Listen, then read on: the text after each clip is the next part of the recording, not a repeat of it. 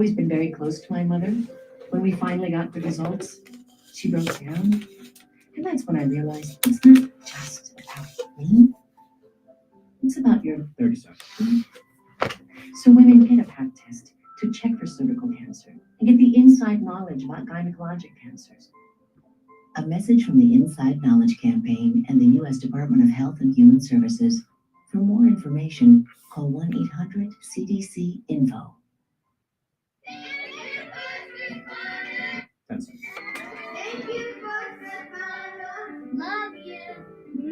Be safe, look after yourself, and look after one another. Go to firstrcf.org. And Traffic is horrible. WW. Philadelphia. The talk station. Good afternoon, greater Philadelphia area. This is Toole Time Real Estate Radio on WWDB 860 AM.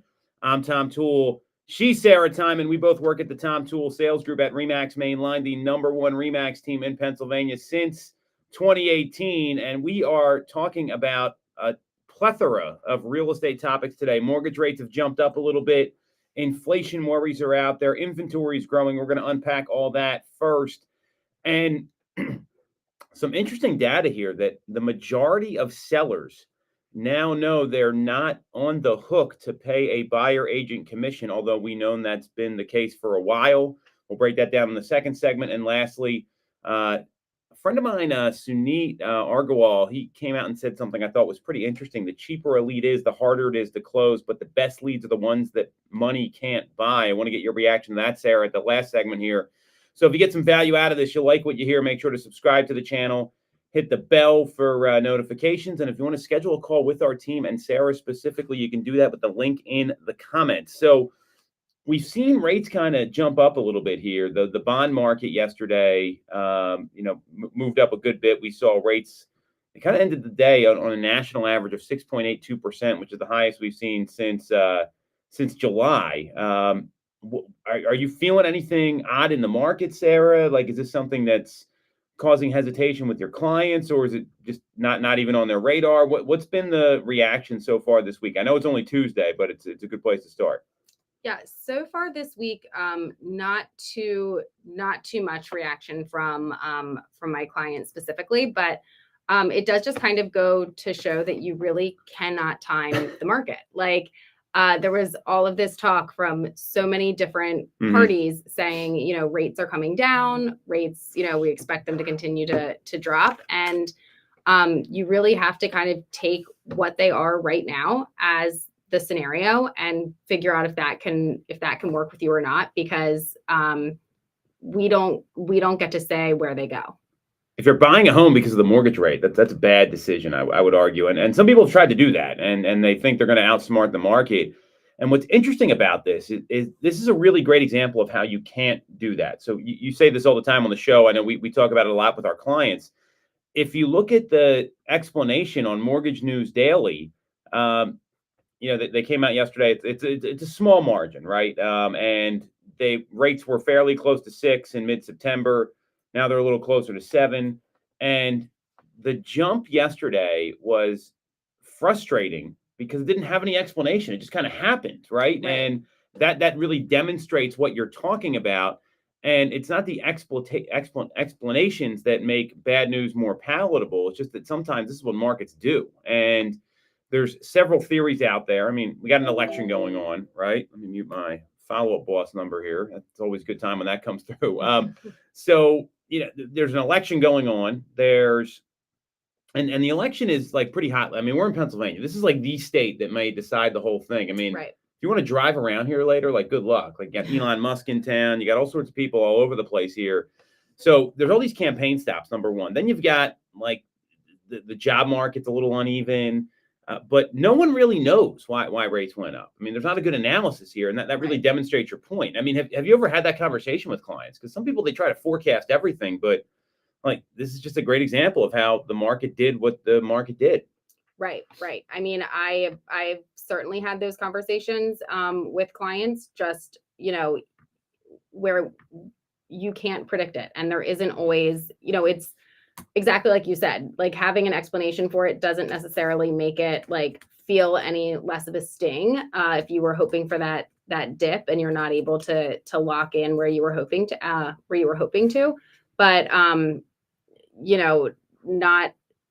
I guess if there's some type of like reason or explanation, at least you can kind of log it a little bit mentally. When there isn't one, it's just kind of like, well, this is what happens. So it's frustrating. It's frustrating for people that thought rates were going to go down. I mean, there was this whole camp out there, and I thought rates might have been like high fives by the end of the year. I made this prediction here on the Knowledge Brokers podcast.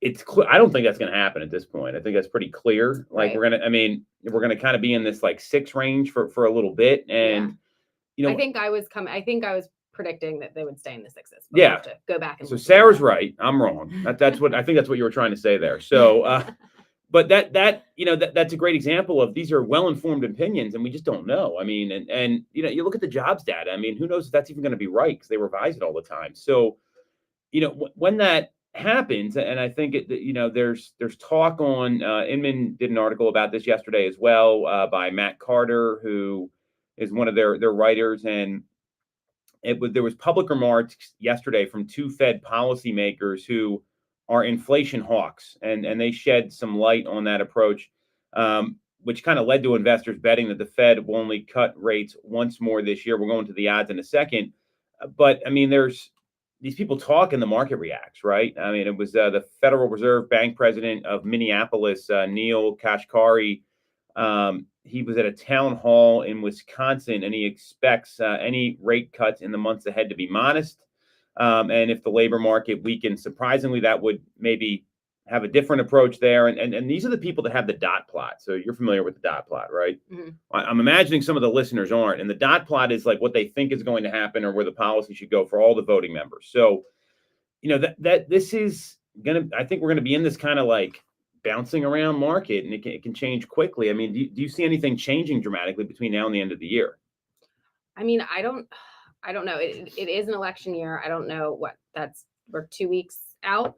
Yeah, like a week. Yeah, 2 weeks. Yeah, 2 weeks from today. You're right. Yeah. So I'm not, but I don't know how that will like. I mean, we have the data for years following elections, what that usually does, but for the rest of this year, I'm not quite sure. I think that we're gonna. There may be like a little bit of movement, especially if there is another cut. But I think it'll be minor, and I think it would be great if we ended in like the mid to low sixes. Mm-hmm. Yeah, that would be. I think that would be welcome. I mean, closer to 6 for sure. And so, what's also interesting is that there's a Fed meeting right after the election. Mm-hmm. Like it's in 15 days. So the election's in 14, the Fed meeting's in 15. And right now, there's an 89.6% chance we're going to see a 25 basis point cut. And some folks are saying that may be the last one we see all year, even though we were promised 50. We've heard that before from the Fed. So, that's going to be pretty interesting. And then I think that the last point here you want to keep in mind is that we're still seeing inventory rise, which I think that's the silver lining here. As much as, remember this time last year, rates were like 8%. Right. So we're still well below that, which is good news. And inventory last week nationally, just to give you some perspective here, we hit a total of, where's the number here? Here we go. So we hit 739,434 homes for sale. That's the peak for the year. And to give some perspective, last year we were at 554,000. So that's a pretty big jump. I mean, we're up almost 200,000 more homes.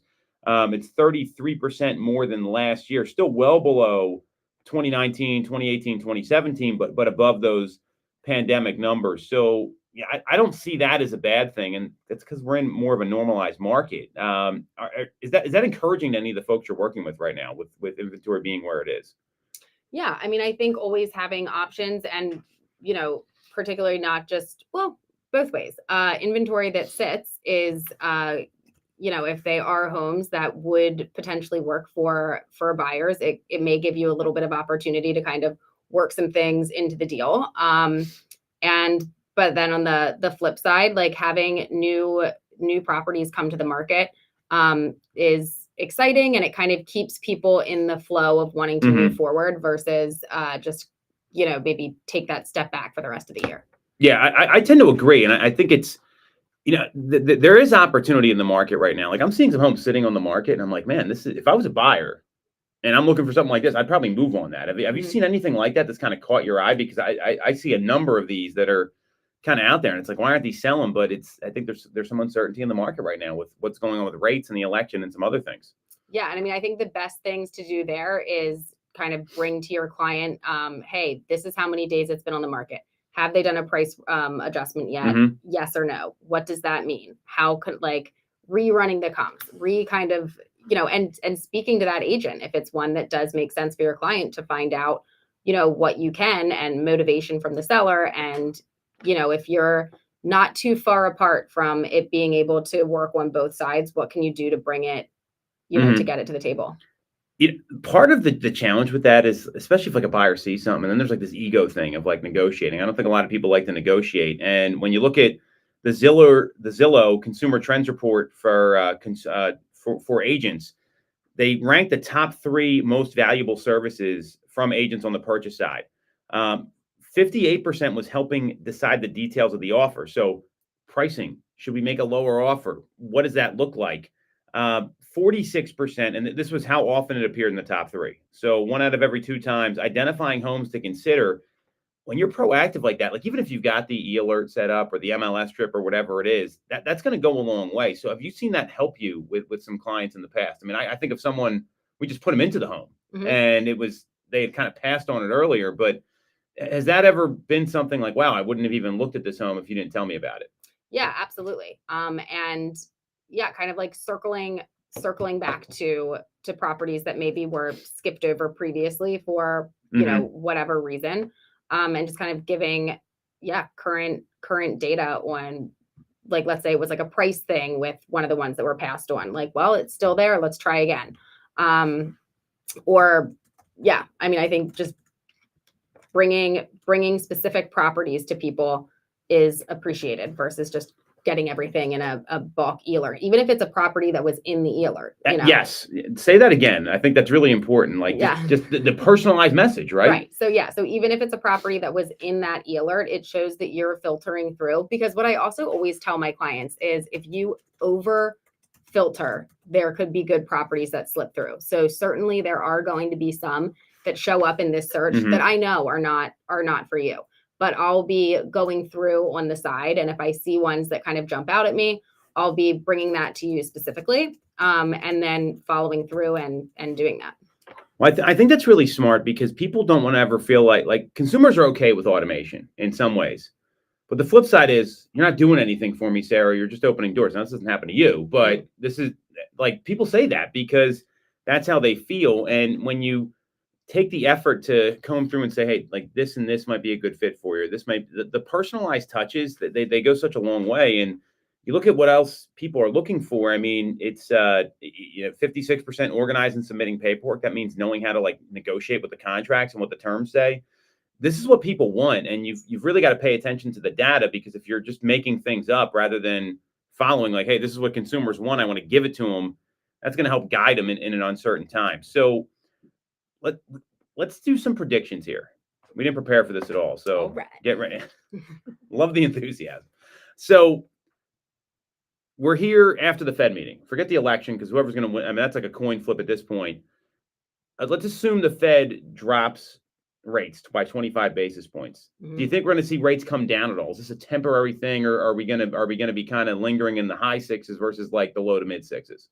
Well, I think it depends on where they're at, but like if they continue to go up here before the Fed meeting, because we had, they jumped up Mhm. this week. But I think if they do a price, if they do like an adjustment here, I think we will see them come down, but I think it's still going to be mid sixes. I agree with you. I think in like 2 weeks, after not 2 weeks, like 3-4 weeks, people are going to be a lot calmer. Mhm.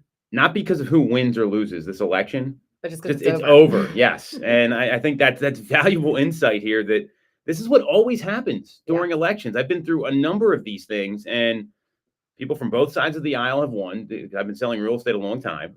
This is the 6th election cycle I'm going to have been through while having a license, which is insane. I feel very old. And just getting past this is going to, I think, help a lot. Yeah. So I think that then maybe rates come down a little bit. That's kind of my guess. We'll see what happens. I mean, it's tough to say because they have a lot of data here that is skewed in a lot of ways here. So let's take a quick break. We're going to come back. We're going to talk about sellers know that they're not on the hook, even though they weren't on the hook before. But this is a very different, conversation now. We're going to break that down next on Toole Time Real Estate Radio on WWDB 860 AM. Mortgage service and great rates on your money. Look no I cannot believe further that than house Mortgage America. in We've been Coatesville. operating in the greater Philadelphia area That was like for 40 years with a done. focus I'm on like, all right, great. We were having showings access to scheduled. homes. I knew it, and Whether you're a first-time buyer, I looked on the upsizing, sheriff's sale site. It wasn't even on or there. just refinancing, we have programs That's for what you. Bill We said, also like- have closing cost assistance programs This is my and phone. access to subsidized interest rates. We're gonna call him when we leave. Yeah. Because I had- Did we sign the listing cancellation line? Karen was getting it together.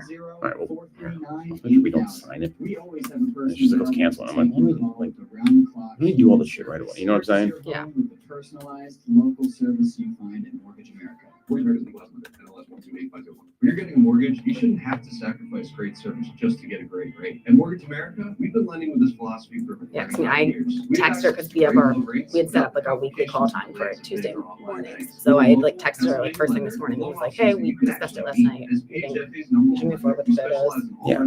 in case if like this come together. She was like, okay. And then like, No, she got that's the information that she got. Yeah. It's fine. I'm just Right. I didn't say anything. good. Well, I'm I'm Tom see this. Toole of the Tom Toole Sales Group at Remax Main Line. Can't If be you're right. There's gotta be thinking of another one. becoming a real estate agent in the greater Philly area, I have a special offer for you. Our team did $165 million of volume in 2021, making us the #1 Remax team in Pennsylvania and a top 1% team Didn't sign, nationally. didn't sign yet. Our agents love us because we offer them a successful career, a great life, and an unbeatable culture. Agents who've been with us for at least a year Like, this average need to get 30 done right plus away. sales. You know, Even our like right. brand If new you click agents somewhere average else and start to 17 type something, 24 let's say sales a make year. that you're making a We offer change, proven it'll clear the systems and signature. expert training. We help you set more appointments and sell more houses. Now here's the offer. If you don't have a real estate license yet, we offer real estate scholarships so you can get one for free. Check it out at let's call Bill realestateScholarshipProgram.com. and see what happens. Like, I'm gonna do that with you while we're both here. Yeah. I know I was gonna see you later, 'cause- That's TomToolewithAE.com. Get more out of your real estate career, and remember the real estate golden rule. You always get more when you work with Tom Toole. Have you considered a career in real estate? Do you want I control like it. over your income? Whether you have a license or not, call us today at 610-692-6976 or visit TomToole.com. Join our team, the What Tom country is Toole it in? Sales Group at Remax Main Line.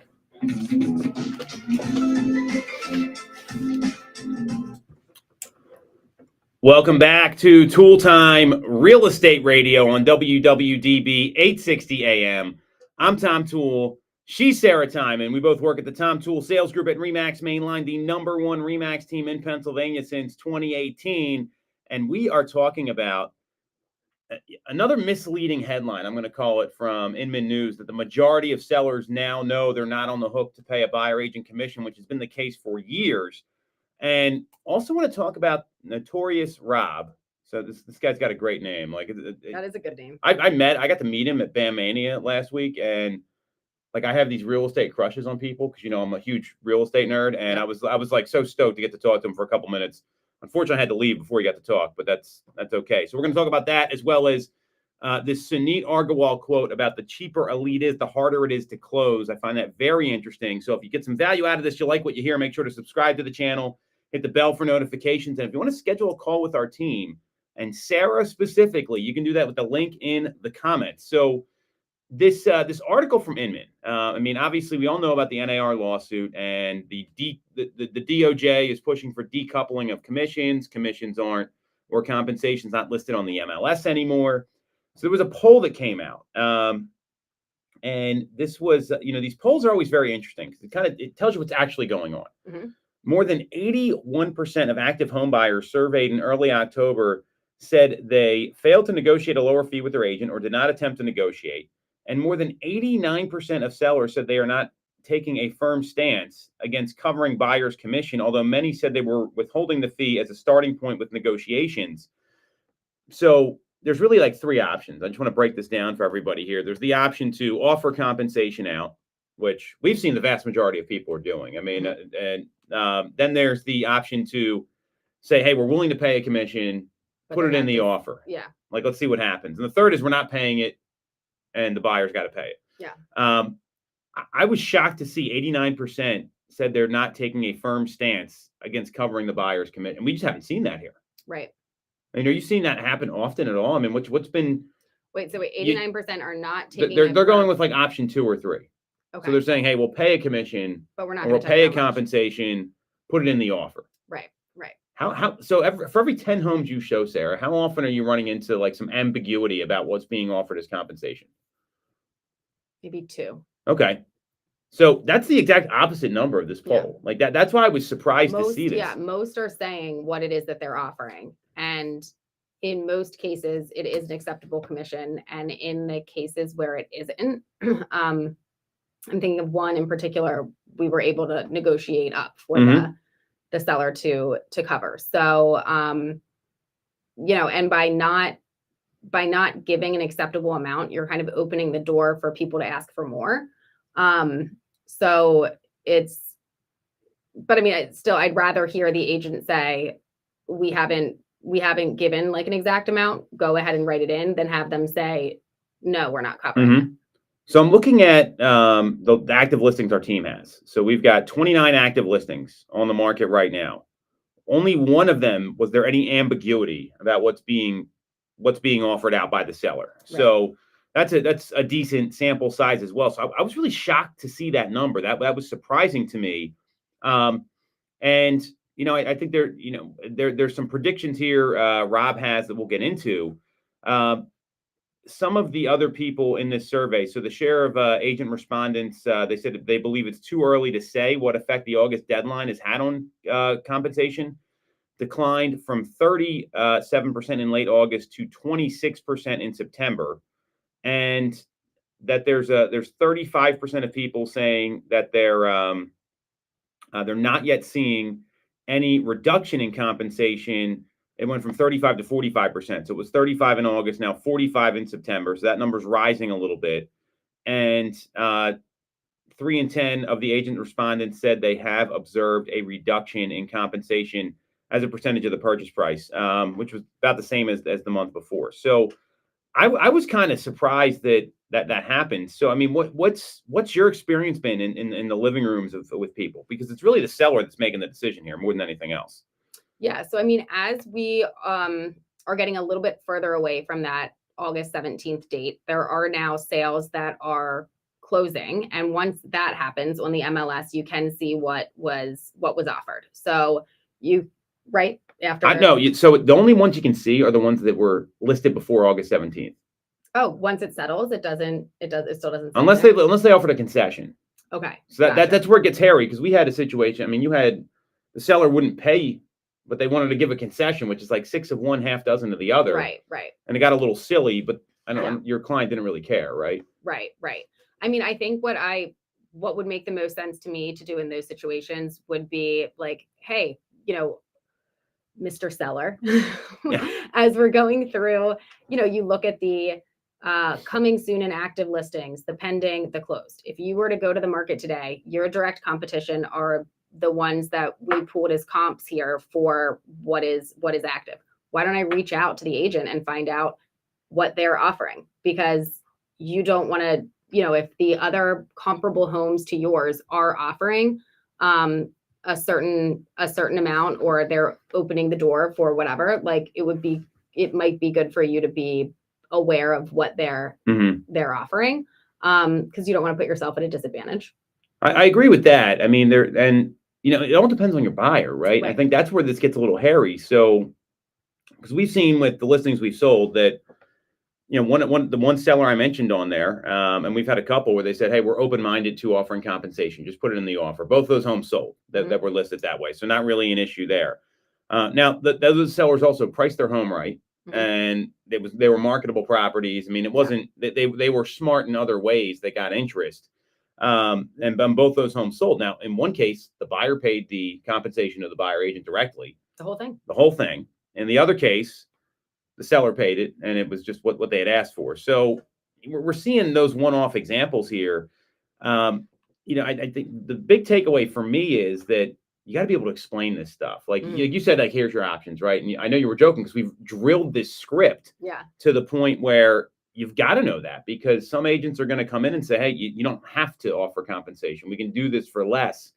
And that's like a race to the bottom with agents that you're gonna it's no different than like a discount broker. Well, and it's not doing a service to your client by just telling them like, oh yeah, absolutely, don't offer one, and just to get it signed. Well, that's exactly what they're trying to do, and that's a bad agent in my view. And discount brokers don't have great reputations for selling properties. I actually appreciate them in the market because I listed so many of their expired listings when they couldn't sell. So I agree with you. And what any good advisor does, they give options, right? So, and looking at this data here from the survey, tell me what this says to you. So, specifically on the seller side, so that there was, let me go to the right data here. Here we go. So, in a nationwide poll of active home buyers in early October, fewer than 5% of active shoppers who are listing their current home for sale said they were not aware they could decline to cover buyer side commission or compensation.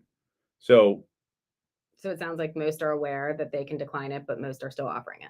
Yeah. So, I mean, what does that tell you? Like, you're going into a listing, that now, let's say there's a 95% awareness, right? What does that tell you about your listing presentation in terms of what you need to know walking in the door?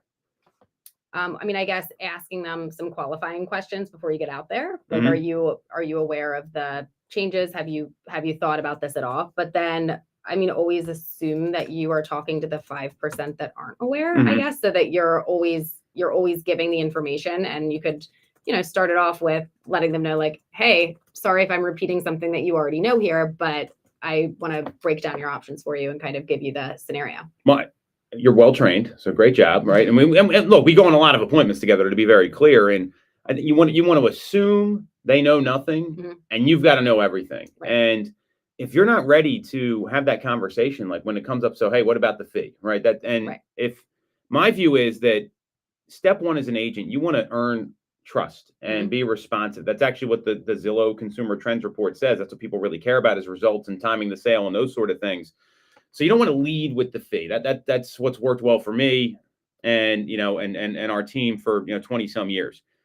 If you don't know how to break this down, like the options you talked about, you're going to lose some listings. Like it's going to happen. So, and the flip side is there's a lot of agents that have horrible explanations when it comes to this stuff. And if you look at just the buyer side, there 31% of active home buyers said they were unaware they could negotiate the fee with the buyer's agent. Now, and so, it's very interesting how this is. The sellers seem to be the ones that are more informed, but the sellers are the ones that were usually paying this anyway. So that probably makes a lot of sense. And if you don't know what to say, you're going to be in trouble. I don't know where else to go with this here. I think that's the clear takeaway for me looking at this survey. Right. And I think you're right. You don't want to lead with that as you're discussing, the whole plan and how things go. But when it comes up, I think it doesn't look good if you just kind of shy away from it. You want to, be prepped to have those conversations and explain the facts. What I love when you get like an objection like that, like a lot of people get nervous, right? And we talked about this at BAM Mania, because objections are just questions about doing business. They're a good thing. It means they're thinking about it. Right. I love when people say, hey, Sarah, I'm so glad you brought that up. Like, it's just like, hey, thank you. Like, thank you for bringing that up. Because when you acknowledge it, it takes all like the pressure out of the room instead of like freezing up. And you ever see someone get like nervous when they get asked a question? That's not a good look when you're trying to instill confidence. So you want to practice this stuff and have the scripts down cold. So we're in agreement there. I want to shift gears to Rob Hahn. So the notorious ROB. I love, and if you see the guy, like, does that look like someone that would say, hey, my name's Notorious ROB? Probably not. Like, very well dressed. He's looks like he shops in my wardrobe, same sort of stuff. So he did a kind of a fireside chat, if you will, at BAM Mania. I was super bummed I missed this. They had a great lineup of guests there in the afternoon. And what they talk about with Rob, and he's got his like Substack blog and a podcast, Industry Relations.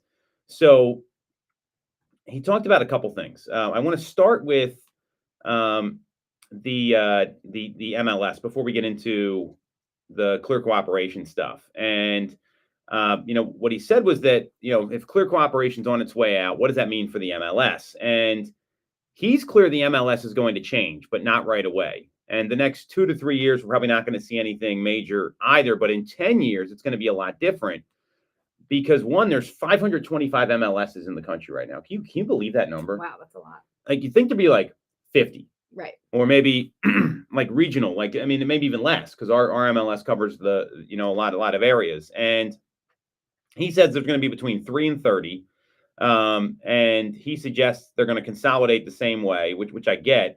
But he asks the question, what do agents really need the MLS for? And there was a survey done. It said 55% of agents saying their MLS will be much less or somewhat less valuable without the offer of compensation anymore. He talks about, like, if you're an agent, what do you lose by leaving the MLS other than it being the central database? So, like, what do you think about that? Well, I guess if it's like a slow change that happens over time and then it just looks very different 10 years from now, I'm sure there'll almost not be something else in its place, but the kinks will have been worked out to some degree, I guess. And if the MLS just ceased to exist tomorrow, I feel like a lot of people that would be a problem. That would be a big problem. Like, people would not know what to do. Yeah, well, that would be a problem. I agree with you there. I look at this. I think he's pretty insightful here, and he's talking like 10 years out, right? Yeah. So New York City does not have an MLS, right? I'd be interested to get my buddy Josh Rubin on here. I don't know, like that's got to be hard to navigate. Now they have like an MLS sort of database, but you don't have to put everything in there. It's a little different. And what they talked about before, the intent of the MLS was to have like guaranteed compensation. Like, you show the home, it's in there. Right now, people rely on it as a central database for properties. But if once you lose that, there's a lot of, like, I think brokerages and like major companies like Remax or Berkshire Hathaway or whomever, they're going to fill the gap left by the MLS and just have a database of what's out there, and then you have access to these things. That's a lot of like what commercial real estate does. Well, no, I guess like it wouldn't make any sense to only have, like, let's say you were Remax, that only Remax could access your database. Like, you would want the outside. No, I think you'd want to. Yeah, I mean, that to me, that would be something I'd pitch in a listing appointment. Is like, hey, I've got a network of X amount of agents here, and this is how we're going to promote agent to agent marketing, which we already do anyway. Yeah. I mean, that's actually something that's in our listing presentation. Most agents, they just put it on the MLS and they let the MLS do all the work. Right. So I would imagine that, seeing that it's not going to happen overnight, but there probably could be some other database that's developed, and it's just going to be a lot different than what we're used to. It's not right. And that's where it's going to be important to be in the know about what's going on in the marketplace. So, right, because like the last thing you want is your clients telling you about properties that you're not aware of. That's not a good place to be in. It's not good. So here was Byron Lazine asked Rob Hahn this, how he would reshape NAR if he were the CEO. I thought this was pretty interesting as well, because the NAR is really holding on to the MLS. So the way he would reshape NAR would be only about 10% of licensed agents should be allowed to have the Realtor tag. NAR becomes powerful if a small minority of licenses have it. This is something you should aspire to, not just something you get by passing an exam. That's what NAR used to be. It needs to get back to all of that. It really needs to get back to advocacy, the vision of the Code of Ethics. If you read the preamble to the Code of Ethics, it tells you the whole point of being a realtor is that this is not just a business. This is a calling. It takes patriotic duty, civic responsibility. I actually believe all that. I think the consumer deserves a lot better than they normally get. And so I like that answer. And then there's, it's just the MLS is going to change because that it's not. I don't see it lasting. I mean, you already saw Park City saying we're not following the rules. Right. We've got another one got bought by a private company in Colorado. So there's a lot of this stuff happening right now. So I found this pretty interesting. Yeah, no, I mean, I would agree. Like, I think that sounds smart to rather it be like, hey, everybody has to do this. No, not only does everybody not have to do it, not everyone can do it. Like, you have to have certain standards, or you have to be like invited into it, or like you have to prove yourself first and not just, off the bat be able to call yourself a realtor. Yeah. Well, and I think that's the problem. I mean, you go sit in a class and you pass an exam, and then you know how many agents, like, there's people that quit in like the first week. Yeah. Like they just don't get it, and they spend all this money rather than being believing in something better, because those are the people that are there to make a quick dollar or think they can do it part-time. I mean, I don't know, would you go to like a part-time doctor? I certainly wouldn't. Right. Like, oh hey, I'm your part-time attorney and you're in a lot of trouble, but I'm going to be working at the bar tonight. Yeah. But I'll call you tomorrow. Like Right. I just don't get it. So I mean, what do you think is going to happen here in 10 years? What's your vision of this? I mean, I think there certainly will be changes. There will be revisions to the changes. There will be, one step forward, two steps back, and like over the course of the upcoming years. But I mean, I don't know exactly what it will look like, but I can't see it looking the same and us still having the same conversations that we're having right now, 10 years from now, without any changes taking place. I agree with you. And one of the things he talked about, and this is only like 20 minutes, by the way, there's a lot to digest. So he had a real problem with NAR having no position on housing affordability, which I think is probably the biggest crisis that we're seeing right now. And, like saying things like we need to build more houses. Well, like, of course, like, thank you for, Captain Obvious. Like, I'm aware of that. Or we need cheaper mortgage rates. It's like, great. Anyone could have said that. Yeah. It doesn't help, Gen Z or millennials who can't afford to buy housing. And if they're not able to do more than that, or they're unwilling or unable to get back to the like advocacy and ethics enforcement, I think agents are going to start to say, like, what am I paying this money for? I think that's, I mean, knowing that the average agent makes like $35,000 a year, $700, $1,000 a year, that's a lot of money. It's a lot of money anyway. Yeah. But especially when that's, that significant portion of your income. Sure. So the other thing that came up was he didn't think it was in the agent's advantage to offer out compensation in the MLS. What do you think about that? I found that pretty fascinating. You mean the way that it was before? So here's the question. So specifically asking to share his position on offering buyer broker compensation off the MLS. And the response was that, competitively speaking, he didn't know that could work to an agent's advantage. But we're also in the early days of this, and probably too soon to tell exactly what the majority of agents will land on this issue, because there's very like two polarizing positions on this. Right. I mean, I would say I don't agree with him there. I think it's, if the seller, like, certainly as we had said before, it was always up for negotiation what the seller would pay the buyer agent. And if they did offer something low, like, yes, everyone would see that. And yes, certainly there could be some agents that maybe wouldn't push to show that property, which would be at a disadvantage for the seller there, but that's something that they can also kind of go in and control. So, and it's something you're going to find out anyway, like when you make those calls before going into the showing. So I feel as though it being on the MLS was helpful and beneficial. I tend to agree with you there. Now, the flip side of this, though, Byron had an interesting comment. I kind of want to end with this. I think this is very interesting. He said that, the main thing what agents should be doing is to represent their client's best interest. Totally agree with that. So no matter what either side says at the beginning regarding commissions and compensation, it's always going to be subject to negotiation. And the industry has been like that for a while. I don't want people to think this is like something new, because how many times have you had to negotiate your fee to get a deal done? Yeah. I mean, hundreds, like thousands probably for me. So Byron said something pretty fascinating, that he said everything in this industry is marketing your position. The listing price is irrelevant. I mean, because you see these homes, they sell hundreds of thousands of dollars above the asking price. Yeah. As is language is irrelevant. I could not agree with that more. People put informational purposes only, like they're just making things up. Right. We've now come to figure out that everything means nothing, and it all needs to be negotiated to make these deals move ahead. I thought that was very insightful, because how many times have you seen like, oh, we're buying this as is, but now we're going to negotiate? Well, that doesn't, it already says that. The contract already reads that way, and most people don't read the contract. So I thought that was very insightful. The takeaway for me from, reading through this was there's a lot more changes that are going to happen. And if you're not adaptable and agile, you're going to be in some trouble in this business. Right.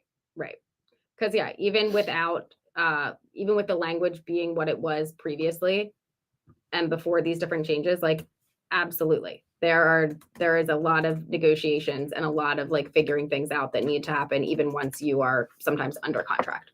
100%. And what people tend to not realize is like there's things that go wrong all the time that the agreement doesn't really tell you what to do. Right. It's like, oh, well, now we've got this problem and now we've got this and we've been inconvenienced and we don't move ahead. So we have the ability to get out, but we really want to move ahead and we want some money. I mean, it goes on and on and on.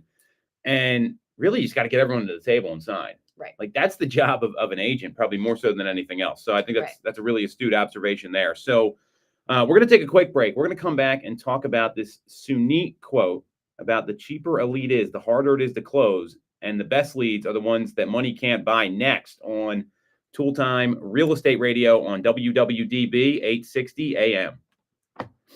Shouldn't have to sacrifice great service just to get a great rate. Wait, so were you wanting the township here for? 35 years. Yeah, We have access to yeah. very low rates without the complications and delays of big or online Right. banks. We're a local Pennsylvania lender with Page loan 7, I'm officers just that you looking can at that. actually meet. As PHFA's #1 lender, we specialize in all residential mortgage Here's the- programs, including first-time buyer programs and low down payment options. For your free pre-approval, call us at 610-439-8000 or apply online at mymortgageamerica.com.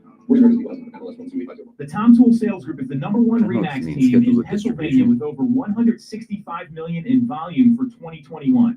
I'm Tom Toole, and our team has achieved that kind of success by being a great place to work with and to work for. That was No one yesterday. knows Greater Philly better than we do. We know real estate, but more importantly, we're real people.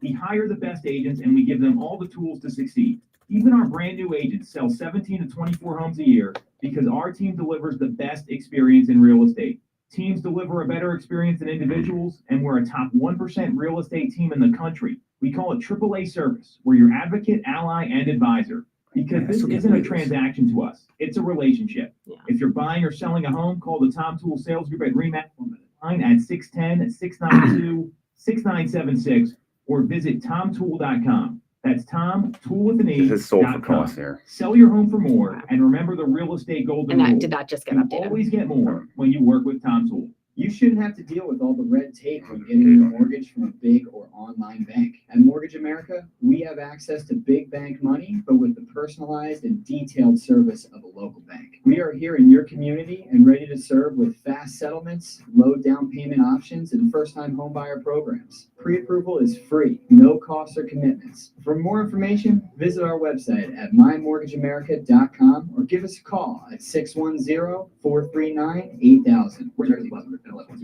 Have you considered a career in real Nobody estate? bought Do it. you want control? 10 seconds. I think maybe flip Whether it you back to have the a bank. license or not, call us today at 610-692-6976. Do they like have a department that like? This is Join our team, the Tom RE/MAX main line. This isn't the actual website. We'll call Bill. All right. Welcome back to Toole Time Real Estate Radio on WWDB 860 AM. I'm Tom Toole. She's Sarah Timon. We both work at the Tom Toole Sales Group at RE/MAX main line. And we're going to be talking about this quote from Sunit Argwal. So I've met Sunit once or twice at like Realtor.com and Zillow events. And he runs a pretty large team out in California. And I follow him on social, and I saw this, Sarah, and I just wanted to get your take on this. So he came out and posted something: the cheaper a lead is, the harder it is to close, and the best leads are the ones money can't buy. So give me your reaction to this, because I think everyone always talks about like leads and where they're sourcing clients from, and I found this very interesting. But I want to get your reaction first. Yes, I mean, I guess by the leads that money can't buy, do they mean ones that like you've either are from your sphere or ones that you've like put sweat equity into getting? Well, I think there's that for sure. I mean, I've listed homes just by calling them, right? So you couldn't have bought that lead. It was just one that we pursued. I think Sphere's another one there. Yeah. I mean, that would be, but it's your reaction, not mine. Yeah. So my thought is, if it is like, especially if this is talking about like buying leads, like, yeah, I would agree with that. Like, you don't know how many other people, even if they say like, oh, you're the only agent in this zip code that's getting these leads. Like, I've had so many phone calls from companies that do this, and they can't tell you the basic metrics on Not at all. how far into the process are the leads that you're getting, and What's the average time between having a conversation and that, like, an appointment? And, just all of any question that you ask, it's kind of like jumble-ish answers. And yeah, they have no loyalty. They're probably getting calls from a lot of other people as well.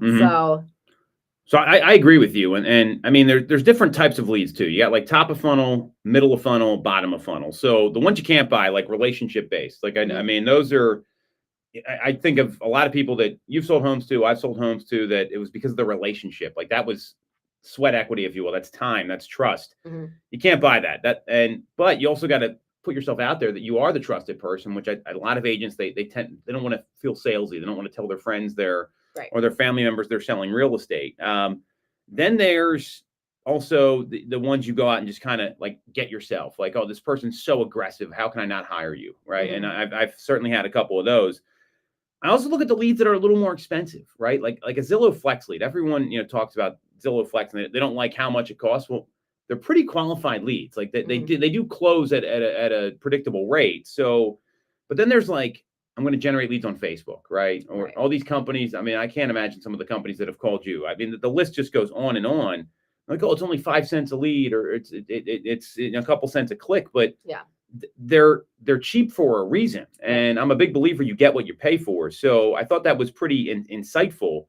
And homes.com is another great one. Like they come out and they don't have any data and they're pitching everybody about this. So I think what he's talking about here is pretty relevant. And it's like a great lead to get. It's like a referral from another agent out of market. Like, and there's fees attached to that. There's no set referral fee, but it's a percentage. I like those because those people are pretty loyal. Yeah, absolutely. Right. So I think this was very insightful, that what he talked about there, but it also, it's, I think there's a portion of this where you look at this like, all right, so the best leads are the ones money can't buy. So what are you doing to generate business is probably the better question. So how did you like take this? Like if this was like a real estate coach or a trainer or a mentor or whatever, and they said this to you, what would you internalize and do with that information? Let's just say like, hey, this is a fact you need to be aware of. Now come up with your business plan for the next year. Yeah. I mean, I think it would steer me away from doing the quick, like cheap, pay for lead sources. It would make you want to vet what it is that if you are going to be like smart purchasing or like sourcing leads from somewhere. And, kind of taking that extra step when you do it's really easy for a successful transaction to go through and then to not either follow up with them again or to not ask that simple question, but for whatever and I've sometimes struggled with it as well, or like forgotten to do it, but like, and who else do you know? Like, who else can Great I help? question. So I guess kind of taking the transactions that you've worked through successfully and finding out who else they know that they would feel comfortable connecting you with. So, maybe like working the leads that you've got a little bit more. Well, you think about that. If they already met you, like it's a little easier to convert those people. So, and it's there's plenty of money in the database. I think that's what people always forget. They're always looking for something like new and shiny. The new shiny stuff usually doesn't pan out. Like real estate is a very boring business because it's like, all right, these couple of things work, and like how often does something new? Like we test a bunch of stuff. Like we get like a 1 in 4 hit on those, best case scenario. I don't think it's something you want to be careful of. And I read this article that Jimmy Burgess put out. So Jimmy's been on the show here. He does some stuff for Inman, and he said, I love paying a referral fee. And that was like number one. And it's like having existing relationships with agents across the country. That's a really great way to get business. He also talked about like buying lunch, not leads. So do you ever like go out to lunch with people or anything like that, or coffee, that sort of stuff? That's probably more in your wheelhouse than mine, I would imagine. Yeah, not all the time, but yes. And I feel like that is a great way to, sit down, talk about how everything's going, and kind of organically have people bring up, different people that might benefit from meeting with me. I love that. So he talked about Thanksgiving Pie Day. Now, so that's like a pop by, right? So you just did a bunch of these. Like they were pretty successful. So tell us a little bit about that, what you did, because that's just like hey, I'm here for you. Like it's like an endearing thing, and it's also a great way to deliver value. Yeah. So I did I think I ended up doing about 15 that I Okay. went and dropped off. So not everybody did I get to, like, everybody wasn't always home. So, and I couldn't pre-plan way too much, I had to kind of juggle that into my schedule. So, Mhm. I would, at the beginning of the day, kind of look at my schedule. I had a list of who all I definitely wanted to stop by and say hello to. And then I would text while I was on my way there, just to make sure, they weren't out of town for, like a week or something, where then there's going to be something sitting on their door. And everyone that I went to, that they were home, it was great. Great to have like a catch up conversation. And then for everyone who wasn't, every single person got back to me and said thank you.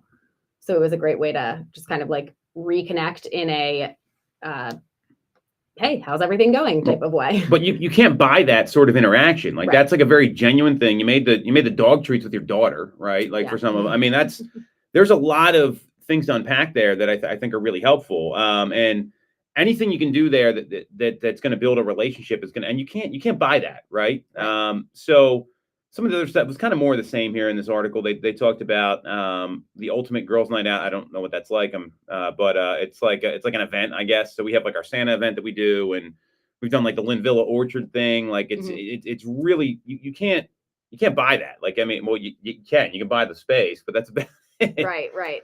And then be where the people are. This was pretty interesting, which is just kind of be out and about and not be a secret agent. She talks about going to like a country club, or being vibrant in your community, and just kind of being out there. So, and anything else that comes to mind when you hear about engaging your sphere of influence, or just working leads, and the cost of leads, that you might have some advice for people that are listening to the show right now.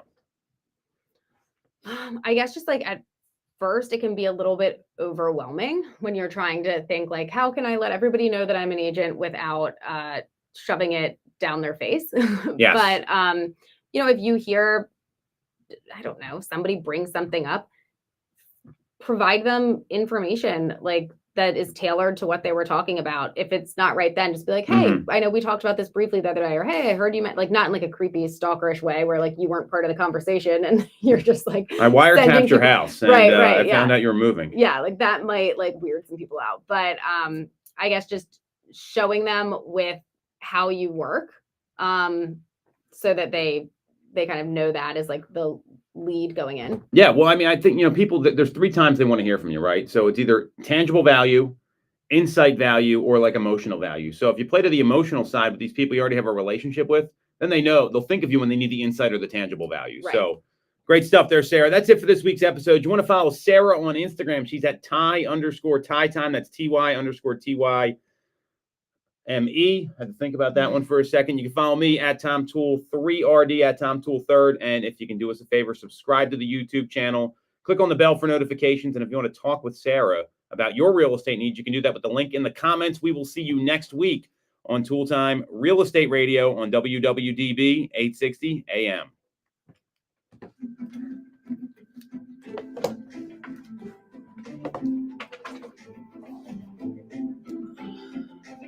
We're going to call Bill right now.